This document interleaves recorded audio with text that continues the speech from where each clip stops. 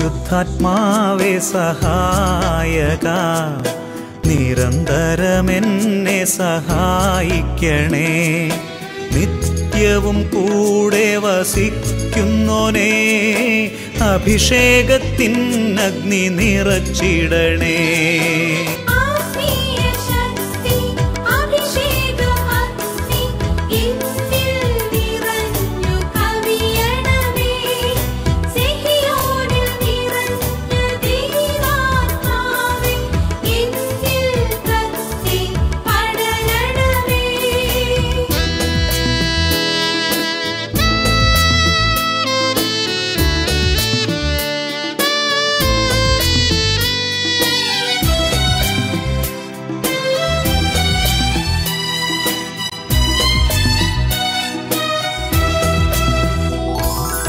എന്നുള്ളിൽ നിറയുന്ന ദൈവിക ശക്തി ലൗകിക ശക്തിയെ തകർത്തിടുന്നു.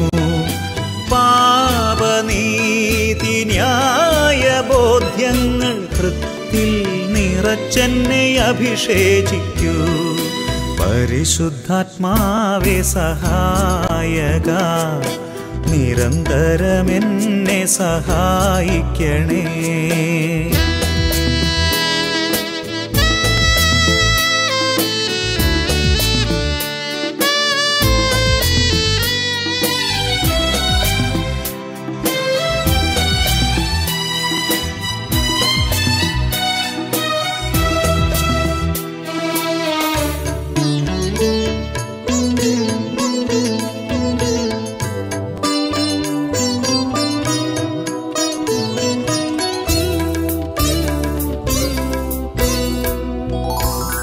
വചനം പഠിക്കുവാൻ കൃപ ചൊരിയണമേ, അനുസ്മരിച്ചിടാനും വരമരുളൂ.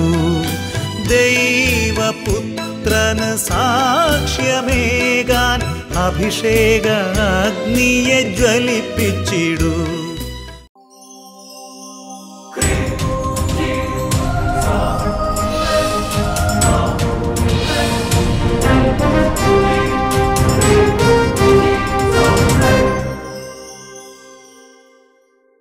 Hallelujah, hallelujah. അഭിഷേകാഗ്നിയുടെ എല്ലാ പ്രേക്ഷകർക്കും രക്ഷിതാവും കർത്താവുമായ യേശുക്രിസ്തുവിൻ്റെ ധന്യനാമത്തിൽ കൃപയും സമാധാനവും. Praise the Lord, praise the Lord. പ്രിയപ്പെട്ട ദൈവമക്കളെ, അച്ഛൻ ഈ അടുത്ത കാലത്ത് ശുശ്രൂഷ ചെയ്യുമ്പോൾ ഒരു കുടുംബം എസല്ലി എന്നൊരു പ്രത്യേക രോഗബാധയുണ്ടായ ഒരു ടീച്ചർ ഒരു അനുഭവം പറയുന്നത് എൻ്റെ ശ്രദ്ധയിൽപ്പെട്ടു. നിങ്ങളുമായി പങ്കുവെക്കുകയാണ്. എൻ്റെ പേര് ജെമി. ഞാൻ അടൂര് അപ്പുറം കടമ്പനാട് നിന്ന് വരുന്നു. 2007 മുതൽ ചിക്കൻ ഗുനിയ വന്നതിന് ശേഷം എനിക്ക് ശാരീരികമായിട്ട് എപ്പോഴും വേദനകളായിരുന്നു. 2017 ഓഗസ്റ്റ് സെപ്റ്റംബർ സമയമായപ്പോഴേക്കും വേദന അങ്ങ് കൂടിയിട്ട് ഞങ്ങൾ ഒരു ആയുർവേദ ഹോസ്പിറ്റലിൽ അഡ്മിറ്റായി. പിന്നീട് അതിൻ്റെ ചികിത്സയും കാര്യങ്ങളും ഒക്കെ കഴിഞ്ഞതിന് ശേഷം ഞാൻ +2 പഠിപ്പിക്കുന്ന ടീച്ചറാണ്. ഞാൻ പിന്നീട് സ്കൂളിൽ ജോയിൻ ചെയ്തു ഒരാഴ്ച കഴിഞ്ഞപ്പോഴത്തേക്കും എൻ്റെ ദേഹം മുഴുവൻ നീരായി, മുഖത്തെല്ലാം ഭയങ്കരമായിട്ട് നീരാകെ മൊത്തത്തിൽ വിരൂപമായി, എപ്പോഴും ചൊറിച്ചിലും അസ്വസ്ഥതകളും ഒക്കെ വന്ന് പിന്നീട് ഇതിൻ്റെ എന്തെങ്കിലും ഈ ആയുർവേദ മരുന്ന് ചെയ്യുന്നതുകൊണ്ട് ഞങ്ങൾക്ക് ഹോസ്പിറ്റലിൽ പോകാനും പറ്റിയില്ല. കുറച്ച് ദിവസങ്ങൾക്ക് ശേഷം കുറേ പേരൊക്കെ എന്നെ കാണാൻ വന്നപ്പോൾ എന്നോട് പറഞ്ഞു ANA പ്രൊഫൈൽ എന്ന് പറഞ്ഞൊരു ടെസ്റ്റ് ഉണ്ട്, അതൊന്ന് ചെയ്ത് നോക്കാൻ പറഞ്ഞു. അങ്ങനെ ഞങ്ങൾ അടൂര് നല്ലൊരു ലാബിൽ അതിനുവേണ്ടി ബ്ലഡ് ടെസ്റ്റിന് വേണ്ടി കൊടുത്തതിന് ശേഷം അതിൻ്റെ റിസൾട്ട് വന്നപ്പം അത് 16 ടെസ്റ്റുകളോളം അതിനകത്തുണ്ട്.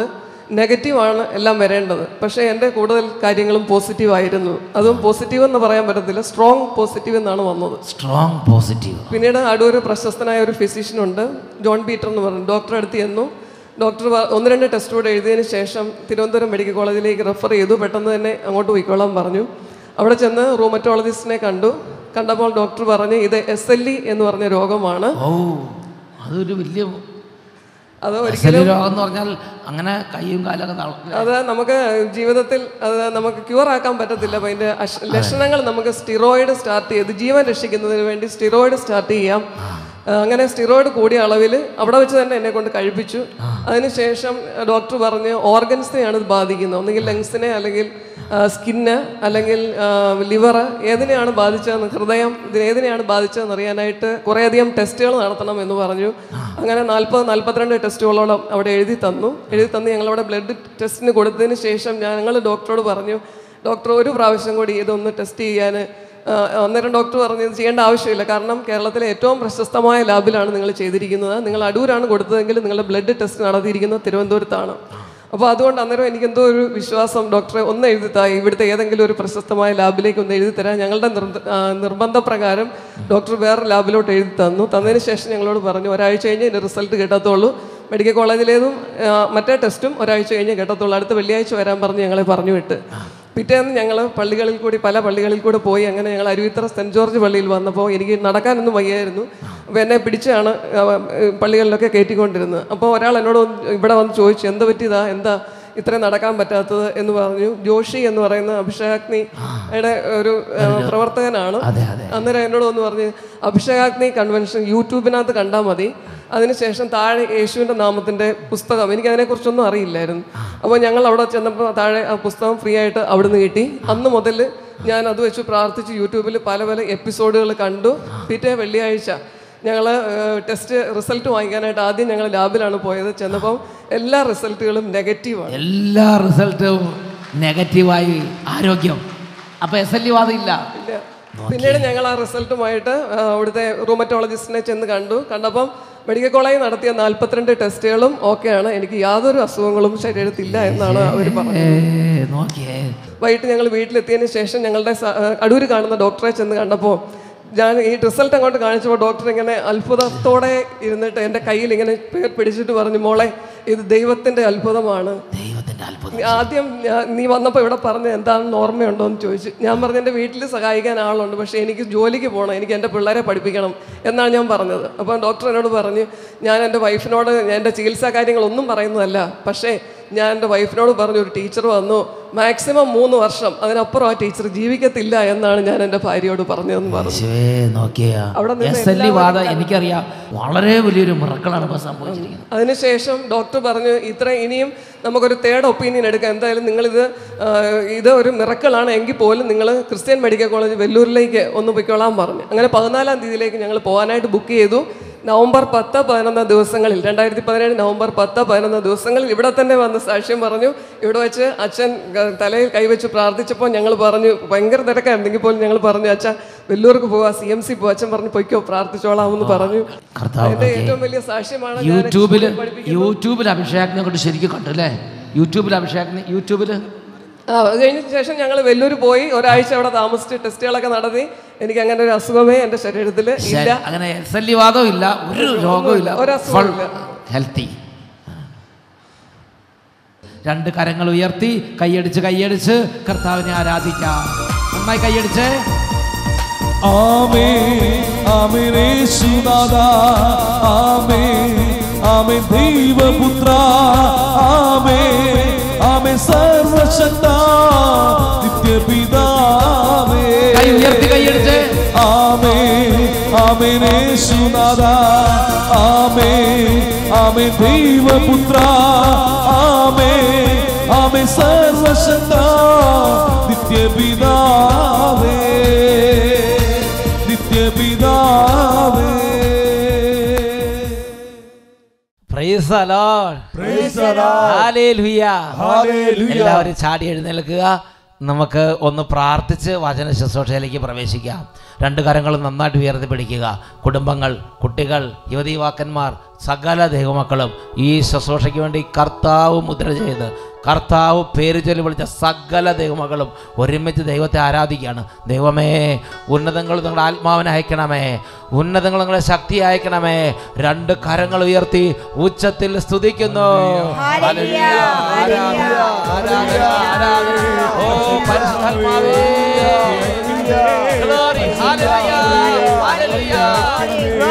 പരിശുദ്ധാത്മാവേ ശക്തി അയക്കണമേ, പരിശുദ്ധാത്മാവേ ആദിയിലെ ജനകോടികളെ വീണ്ടും ഉണർത്തണമേ, അത്ഭുതങ്ങൾ അടയാളങ്ങൾ വീണ്ടും നൽകണമേ. ആദിയിലെ ജനകോടികളെ വീണ്ടും ഉണർത്തണമേ, അത്ഭുതങ്ങൾ അടയാളങ്ങൾ വീണ്ടും നൽകണമേ. അത്ഭുതമൊഴുകും കൈകൾ നൽകണമേ, അത്ഭുതം ഞങ്ങളിലേറ്റണമേ.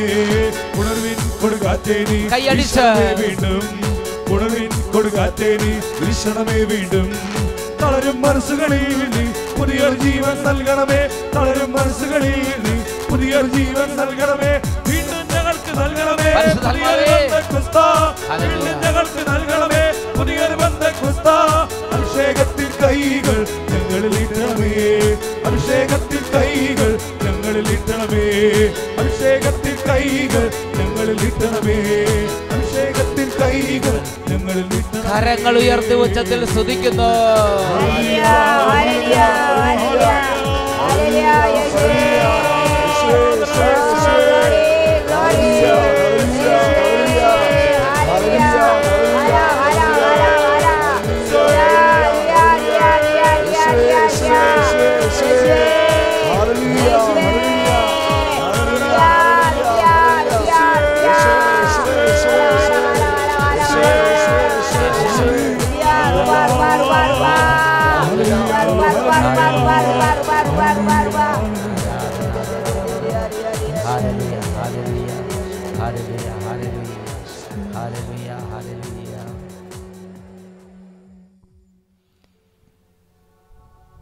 പരിശുദ്ധാത്മാവേ, അവിടുന്ന് ഞങ്ങളെ സഹായിക്കണമേ.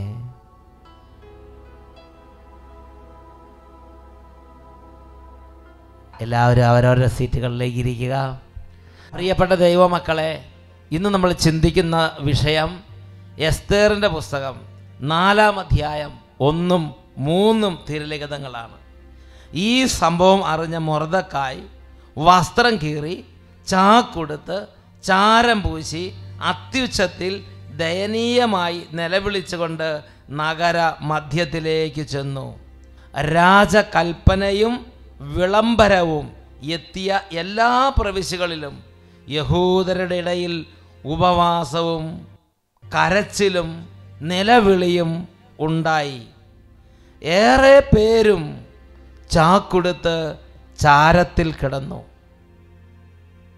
പ്രിയപ്പെട്ട ദൈവമക്കളെ, ത്യാഗം സഹിച്ച് പ്രാർത്ഥിക്കുന്നതിൻ്റെ ശക്തിയെക്കുറിച്ചാണ് ഇന്ന് നാം ചിന്തിക്കുന്നത്.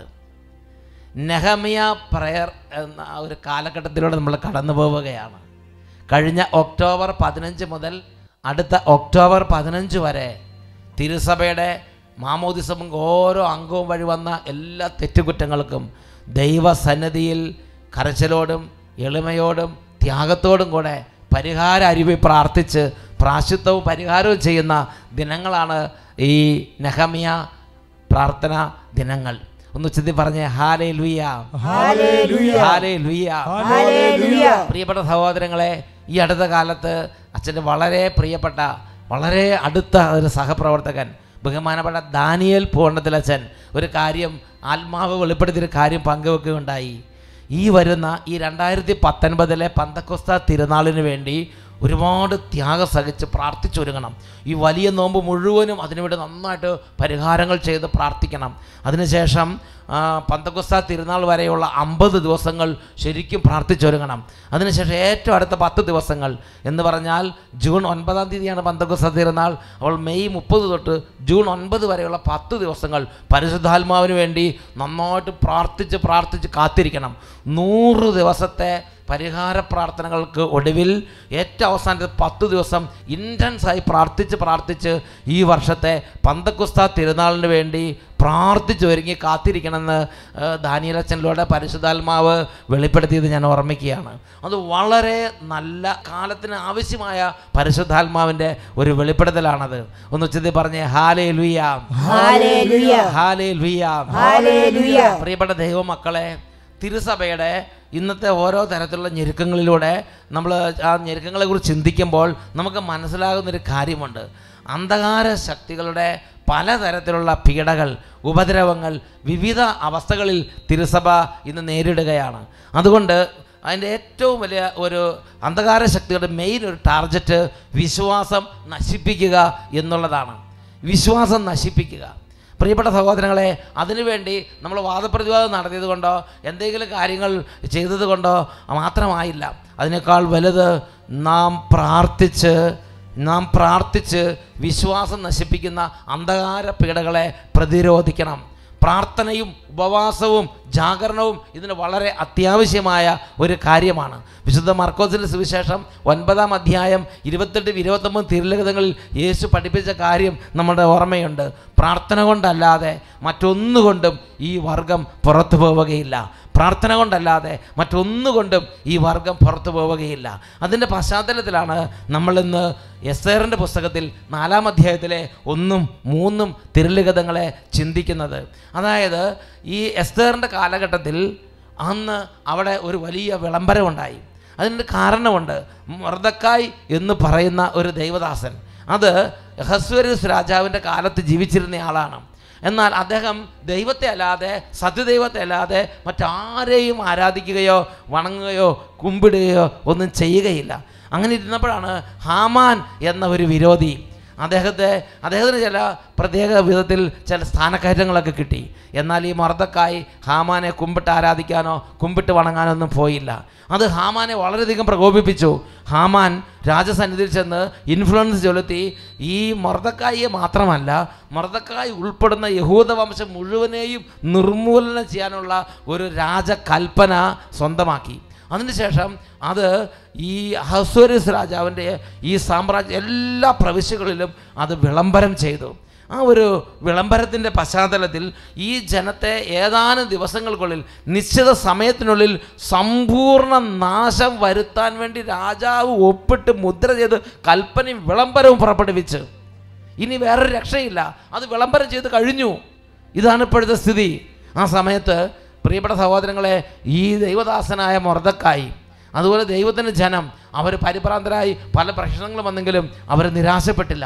അവർ പ്രാർത്ഥന എന്ന ആയുധം കയ്യിലെടുത്തു. ത്യാഗം സഹിച്ച് പ്രാർത്ഥിക്കണം എന്ന ആ ഒരു ആയുധം അവർ കയ്യിലെടുത്തു. അതാണ് 4-ാം അധ്യായം 1-ാമത്തെയും 3-ാമത്തെയും തിരുലിഖിതം. ഈ സംഭവം അറിഞ്ഞ മൊർദെഖായി വസ്ത്രം കീറി. ഈ പ്രാർത്ഥനയുടെ രീതിയാണ് വസ്ത്രം കീറി. എളിമപ്പെടുത്തലിൻ്റെയും തൻ്റെ തന്നെ അല്ലെങ്കിൽ വലിയ പരിഹാരത്തിൻ്റെയും ഒരു അരൂപിയാണ് വസ്ത്രം കീറി പ്രാർത്ഥിക്കുക. വസ്ത്രം കീറി ചാക്കുടുത്ത് ചാരം പൂശി അത്യുച്ചത്തിൽ ദയനീയമായി നിലവിളിച്ചുകൊണ്ട് പ്രാർത്ഥിച്ചു. ഈ വാർത്തയും ഈ വിളംബരവും കൽപ്പനയും എത്തിയ എല്ലാ പ്രവിശ്യകളിലും യഹൂദരുടെ ഇടയിൽ ഉപവാസവും കരച്ചിലും നിലവിളിയും ഉണ്ടായി. ഏറെ പേരും ചാക്കുടുത്ത് ചാരത്തിൽ കിടന്ന് പ്രാർത്ഥിച്ചു. എന്ന് പറഞ്ഞാൽ അത്യധികം തങ്ങളെ തന്നെ എളിമപ്പെടുത്തി പരിഹാര അരൂപിയിൽ ഈ ജനം ദൈവസന്നിധിയിൽ നിലവിളിച്ച് പ്രാർത്ഥിച്ചു. ഉച്ചത്തിൽ പറഞ്ഞ ഹല്ലേലൂയ, ഹല്ലേലൂയ, ഹല്ലേലൂയ. പ്രിയപ്പെട്ട സഹോദരങ്ങളെ, ഈ സമയത്ത് മൊർദെഖായി എസ്തർ എന്ന് പറയുന്ന ഒരു ദൈവദാസിയെ സമീപിക്കുകയാണ്. 14-ാം അധ്യായം 2ഉം 3ഉം തിരുലിഖിതങ്ങൾ. എസ്തർ ഇന്ന് രാജകൊട്ടാരത്തിലാണ്. രാജകൊട്ടാരത്തിലുള്ള ഈ എസ്തർ ഈ ദൗത്യം ഏറ്റെടുത്തു. എസ്തറിൻ്റെ പുസ്തകത്തിൽ 14-ാം അധ്യായം 2-ാമത്തെ വാക്യവും 3-ാമത്തെ വാക്യത്തിൻ്റെ ആദ്യ ഭാഗവും, അവൾ വസ്ത്ര ആഡംബരങ്ങൾ ഉപേക്ഷിച്ച് ദുഃഖത്തിൻ്റെയും വിലാപത്തിൻ്റെയും വസ്ത്രം ധരിച്ചു. വിലയേറിയ സുഗന്ധ വസ്തുക്കൾക്ക് പകരം ചാരവും ചാണകവും കൊണ്ട് അവൾ തല മൂടി. നോക്കിയ ഒരുപാട് എളിമപ്പെടുത്തലിൻ്റെയും പരിഹാരത്തിൻ്റെയും ഒരു വഴിയിലേക്ക് എസ്തർ നീങ്ങി. പ്രിയപ്പെട്ട സഹോദരങ്ങളെ, മൊർദെഖായി പ്രാർത്ഥനയും പരിഹാരത്തിൻ്റെ അരൂപി ധരിച്ചു. ജനം മുഴുവനും ചാക്കുടുത്ത് ചാരത്തിൽ കിടന്നു. ഇതാ ദൈവത്തിൻ്റെ ഉപകരണമായി ഉപയോഗിക്കാൻ വേണ്ടി തിരഞ്ഞെടുത്ത എസ്തറും വിലയേറിയ വസ്ത്രങ്ങളും രാജകീയ രീതികളെല്ലാം മാറ്റി എളിമയുടെയും പരിഹാരത്തിൻ്റെയും ചൈതന്യം അണിഞ്ഞു. അതുകൊണ്ട് ആ പ്രാർത്ഥന ദൈവസന്നിധിയിൽ പെട്ടെന്ന് എത്തി. ആ പ്രാർത്ഥന ദൈവസന്നിധിയിൽ നിന്ന് പെട്ടെന്ന് ഉത്തരം കൊണ്ടുവന്നു. ജനത്തിന് വേണ്ടി ദൈവത്തിന് ശക്തി വെളിപ്പെട്ടു. ജനത്തിന് വേണ്ടി ദൈവശക്തി വ്യാപരിക്കാൻ തുടങ്ങി. തകർച്ച ജനത്തെ വിട്ടുമാറിപ്പോയി. ഈ ജനത്തിൻ്റെ നാശം ആഗ്രഹിച്ച് വളരെ മനഃപൂർവ്വം കൗശലപൂർവ്വം കരുക്കൾ നീക്കിക്കൊണ്ടിരുന്ന ഹാമാന് വേണ്ടി ദൈവത്തിൻ്റെ ശക്തമായ പ്രഹരം പാഞ്ഞെത്തി എന്നാണ് എസ്തറിൻ്റെ പുസ്തകത്തിൽ നമ്മൾ വായിക്കുന്നത്. എസ്തറിൻ്റെ പുസ്തകത്തിൽ 7-ാമത്തെ അധ്യായത്തിൽ 9ഉം 10ഉം വാക്യങ്ങൾ, അത് 9-ാമത്തെ വാക്യത്തിൻ്റെ 2-ാമത്തെ ഭാഗവും 10-ാമത്തെ വാക്യവും. അവിടെ നമ്മൾ കാണുന്നത് എങ്ങനെയാണ്? മൊർദെഖായിക്ക് വേണ്ടി ഹാമാൻ തയ്യാറാക്കിയ 50 മുഴ ഉയരമുള്ള കഴുമരം അവൻ്റെ വീട്ടിൽ നിൽക്കുന്നു. ഇത് രാജാവിൻ്റെ പരിചാരകർ രാജാവിനെ അറിയിച്ചു. ഉടനെ രാജാവ് പറയാണ് 10-ാമത്തെ വാക്യത്തിൽ, രാജാവ് കൽപ്പിച്ചു, അവനെ അതിൽ തന്നെ തൂക്കുക. അങ്ങനെ മൊർദെഖായിക്ക് വേണ്ടി ഹാമാൻ തയ്യാറാക്കിയ കഴുമരത്തിൽ അവനെ അവർ തൂക്കി. രാജാവിൻ്റെ കോപം ശമിച്ചു. ഹാമാൻ മനഃപൂർവ്വം കരുക്കൾ നീക്കി മൊർദെഖായിയെ ഇല്ലായ്മ ചെയ്യാൻ വേണ്ടി, ആ ജനത്തെ പരിപൂർണ്ണമായി തുടച്ചു മാറ്റാൻ വേണ്ടി എല്ലാ തരത്തിലും വഴികൾ ഒരുക്കിയിരുന്നു. എന്നാൽ ദൈവസന്നിധിയിലേക്ക് പ്രാർത്ഥനകൾ ഉയർന്നു. സഹിച്ചുള്ള പ്രാർത്ഥന, നിലവിളിച്ചുള്ള പ്രാർത്ഥന, പരിഹാരം ചെയ്തുള്ള പ്രാർത്ഥന, വേദന കൊണ്ട് നിറഞ്ഞ പ്രാർത്ഥന, ഹൃദയഭേദകമായ പ്രാർത്ഥനകൾ, പ്രാശ്ചിത്ത പ്രാർത്ഥനകൾ ദൈവസന്നിധിയിലേക്ക് ഉയർന്നു. പ്രിയപ്പെട്ട സഹോദരങ്ങൾ, അതിൻ്റെ റിസൾട്ട് എന്താ? ദൈവത്തിന് ശക്തി പ്രവർത്തിച്ചു. ഈ രാജാവിൻ്റെ കോപം ഹാമാന് നേരെ തിരിഞ്ഞു. ഇതാ മൊർദെഖായിക്ക് വേണ്ടി ഹാമാൻ ഒരുക്കിയ 50 മുഴ ഉയരമുള്ള കൊലമരത്തിൽ ഹാമാനെ തന്നെ കെട്ടിത്തൂക്കാൻ രാജാവ് കൽപ്പിച്ചു. പ്രിയപ്പെട്ട ദൈവമക്കളെ, ജനത്തിന് വേണ്ടി, ജനത്തിൻ്റെ നേരെ ഒരു പക്ഷേ ദൈവം ചിലപ്പോൾ ചില സഹനങ്ങൾ അനുവദിക്കും, ചില തകർച്ചകൾ അനുവദിക്കും. ജനത്തിൻ്റെ വിശുദ്ധീകരണത്തിന് വേണ്ടി, തൻ്റെ ജനത്തിൻ്റെ വിശുദ്ധീകരണത്തിന് വേണ്ടി ദൈവം ചില സഹനങ്ങളും തകർച്ചകളും അനുവദിക്കും. മനസ്സ് തളരരുത്. നാം ആ സമയത്ത് എന്തു ചെയ്യണം? നാം ആ സമയത്ത് ഏക മനസ്സോടെ, വർദ്ധിത വീര്യത്തോടെ പ്രാശ്ചിത്തങ്ങളും പരിഹാരങ്ങളും അനുഷ്ഠിച്ച് ദൈവസന്നിധിയിൽ കരങ്ങൾ ഉയർത്തണം. അതിന് റിസൾട്ട് ഉണ്ട്. ഇവിടെ സഹോദരൻ, ഞാൻ ഓർക്കുന്നുണ്ട്, ഒരു സഹോദരി ത്യാഗം സഹിച്ച് പ്രാർത്ഥിച്ച ഒരു സംഭവം. എൻ്റെ പേര് ഷീജ. ഞാൻ തൃശ്ശൂർ മുണ്ടൂരിൽ നിന്ന് വരുന്നു. മുണ്ടൂരിൽ നിന്നാണ് വരുന്നത്. ഞാൻ എൻ്റെ ഭവനത്തിൽ എൻ്റെ ജീവിത പങ്കാളിയിലൂടെ കിട്ടിയ ഒരു അനുഭവം പങ്കുവയ്ക്കാനാണ് ഇവിടെ വന്നിരിക്കുന്നത്. എൻ്റെ ജീവിത പങ്കാളി ഒരു തികഞ്ഞ മദ്യപാനിയായിരുന്നു. 18 വർഷമായി എൻ്റെ വിവാഹം കഴിഞ്ഞിട്ട്. ഈ വർഷത്തിലെല്ലാം ഞാൻ ഒത്തിരി വേദനയോടെയാണ് ഭവനത്തിൽ കഴിഞ്ഞു വന്നിരുന്നത്. എൻ്റെ ജീവിത പങ്കാളിയും മദ്യപാനത്തിൻ്റെ എല്ലാ അവസാന ഘട്ടം വരെ എത്തിയിരുന്നു. ജീവിതത്തിൽ ഇനി മദ്യപിച്ചാൽ ഇനി മുന്നോട്ട് പോകാൻ പറ്റില്ല എന്നുള്ള അവസ്ഥയിൽ വരെ എത്തിച്ചേർന്ന അവസ്ഥയിലായിരുന്നു ഞാൻ. ഞാനും എൻ്റെ മക്കളും ഒത്തിരി വേദനയോടുകൂടി പ്രാർത്ഥിച്ചിരുന്ന ഒരു കാര്യമാണ് ഇത് എടുത്തു മാറ്റണമേ എന്നുള്ള ഒരു ഇത്. അങ്ങനെ ഞാൻ അഭിഷേകാഗ്നി യൂട്യൂബിലൂടെ ഒരു ദിവസം കാണാനിടയായി. അങ്ങനെ ഞാൻ അത് യൂട്യൂബിലൂടെ കണ്ട് ഒരു ദിവസം രാത്രി മുഴുവൻ ഞാൻ അതിരുന്ന് പ്രാർത്ഥിച്ചു. ഞാനും എൻ്റെ മക്കളും കൂടി ഇരുന്ന് കരഞ്ഞ് പ്രാർത്ഥിച്ചു, ദൈവമേ എനിക്കും ഇതിങ്ങനെ ഒരു അനുഭവം അവിടെ ചെന്ന് അത്ഭുതകരമായൊരു സാക്ഷ്യം പറയുവാനുള്ള ഇടവരുത്തണമേ എന്ന് ഞാൻ പ്രാർത്ഥിച്ചുകൊണ്ടേയിരുന്നു. അങ്ങനെ നേരം വെളുത്തപ്പോൾ എനിക്ക് തോന്നി എനിക്കും പോണം, അട്ടപ്പാടിയിൽ പോയി ഈ ധ്യാന ശുശ്രൂഷയിൽ പങ്കുകൊള്ളണമെന്ന് എനിക്ക് ഒരു പ്രചോദനമുണ്ടായി എൻ്റെ മനസ്സിൽ. അന്ന് മുതൽ ഞാൻ പോകണം എന്നുള്ളതിൽ ഞാൻ പങ്കാളിയോട് പറയാൻ തുടങ്ങി. അപ്പോൾ ഓരോ ദിവസവും ഓരോന്ന് പറഞ്ഞ് മുടങ്ങുകയായിരുന്നു. അങ്ങനെ 2017 നവംബർ മാസം 3-ാമത്തെ വെള്ളിയാഴ്ച ഞാനും ജീവിത പങ്കാളിയും കൂടെ ഇങ്ങോട്ട് പുറപ്പെട്ടു. അത് രാത്രി 9:30-ക്കാണ് ഞങ്ങൾ ഇങ്ങോട്ട് പോരുന്നത്. ഇങ്ങോട്ട് ഇറങ്ങാൻ നേരത്ത് വരെ അവിടെ ഉണ്ടായിരുന്ന മദ്യം എടുത്ത് ഇറങ്ങിയ ആൾ കയറിപ്പോയി തിരിച്ചു പോയി ആ മദ്യക്കുപ്പിയിൽ നിന്ന് മദ്യം എടുത്ത് കുടിച്ചിട്ടാണ് എൻ്റെ കൂടെ ഇറങ്ങി പോകുന്നത്. ധ്യാന കേന്ദ്രത്തിൽ അങ്ങോട്ട് പോരാന്ന് വിചാരിച്ചപ്പോൾ കുറച്ച് ഇറങ്ങിയിട്ട് തിരിച്ച് എന്നിട്ട് കുറച്ചും കൂടെ എടുത്ത് വീത്തിയിട്ടാണ് അത് കുടിച്ചിട്ടാണ് ഇങ്ങോട്ട് തിരിച്ചു പോകുന്നത് ആള്. അങ്ങനെ ഇവിടെ വന്ന് ഞങ്ങള് രാത്രി 9:30-ക്കാണ് പുറപ്പെട്ടത്. അപ്പൊ പോവാന്ന് പറഞ്ഞു, സമ്മതിച്ചു. എന്നിട്ട് പോന്നു. ഞങ്ങൾ ഒത്തിരി വേദനയൊക്കെ എനിക്ക് പോരുന്നതിൽ എനിക്ക് ഉണ്ടായി. എന്നാലും ഞാൻ ഇതൊക്കെ ചെയ്ത് ഞങ്ങളിവിടെ പുലർച്ചെ 7 മണിയാകുമ്പോൾ ഇവിടെ എത്തി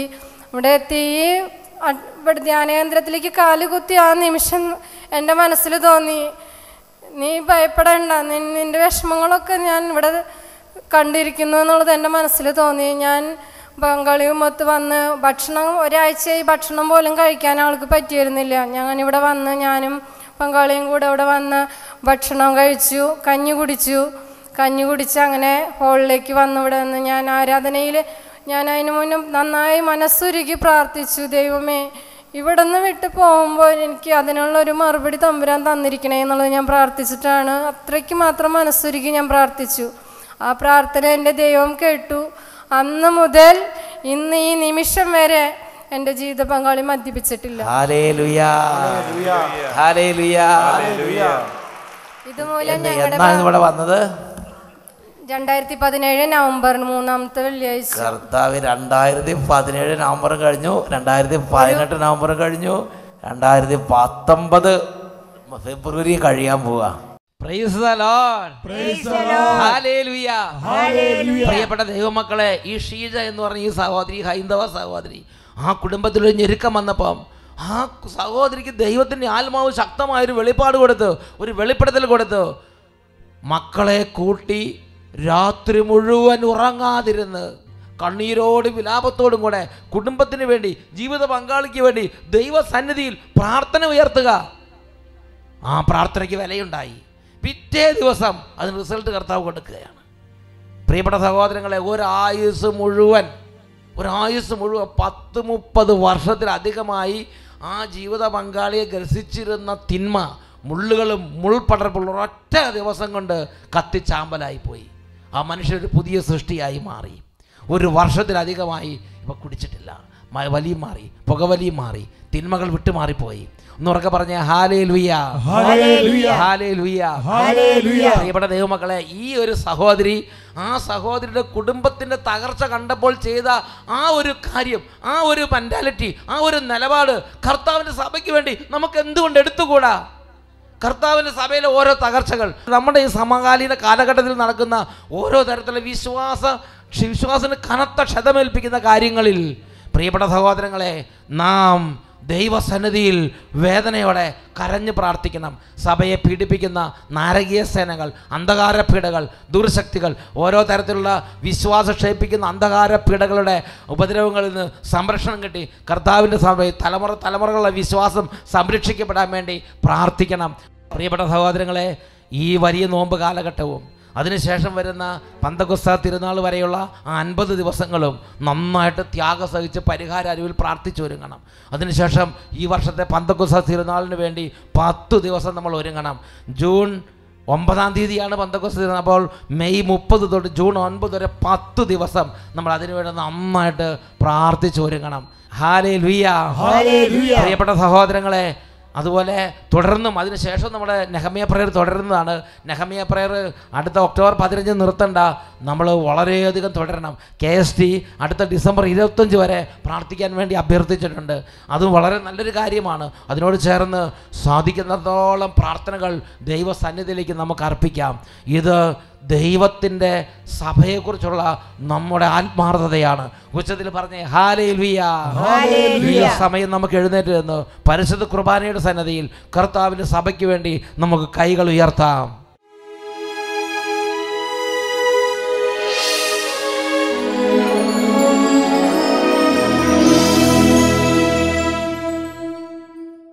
പരിശുദ്ധ കുർബാന ഉയർത്തി ആശീർവാദം നൽകപ്പെടുന്ന ഈ സമയത്ത് എത്രമാത്രം തീഷ്ണതയോടെ പരിശുദ്ധാത്മാവിനെ ആരാധിക്കാമോ അത്രയും തീഷ്ണതയോടെ നമുക്ക് പരിശുദ്ധാത്മാവിനെ ആരാധിക്കാം. പ്രിയപ്പെട്ട ദൈവമക്കളെ, ആശീർവാദം തീരുന്നത് വരെ കൈ ഉയർത്തി ഉച്ചത്തിൽ സ്തുതിച്ചുകൊണ്ടേയിരിക്കുന്നു. കരങ്ങൾ ഉയർത്തുന്നു, ഉച്ചത്തിൽ സ്തുതിക്കുന്നു. ഓ പരിശുദ്ധാത്മാവേ, സഭയുടെ മേൽ അഗ്നി അയക്കണമേ, ശക്തി അയക്കണമേ, പരിശുദ്ധാത്മാവേ, അഗ്നി അയക്കണമേ, പരിശുദ്ധാത്മാവേ, ശക്തി അയക്കണമേ, പരിശുദ്ധാത്മാവേ. ആദിയിലെ ജനകോടികളെ വീണ്ടും ഉണർത്തണമേ, അത്ഭുതങ്ങളും അടയാളങ്ങളും വീണ്ടും നൽകണമേ. ആദിയിലെ ജനകോടികളെ വീണ്ടും ഉണർത്തണമേ, അത്ഭുതങ്ങളും അടയാളങ്ങൾ വീണ്ടും നൽകണമേ. അത്ഭുതമൊഴുകും കൈകൾ ഞങ്ങളിൽ നീട്ടണമേ, അത്ഭുതമൊഴുകും കൈകൾ ഞങ്ങളിൽ നീട്ടണമേ. ഉണർവിൻ കൊടുക്കാത്തേ നീ വീശണമേ വീണ്ടും, ഉണർവിൻ കൊടുക്കാത്തേ നീ വീശണമേ വീണ്ടും, ഉണർവിൻ കൊടുക്കാത്തേ നീ വീശണമേ വീണ്ടും, ഉണർവിൻ കൊടുക്കാത്തേ നീ വീശണമേ വീണ്ടും.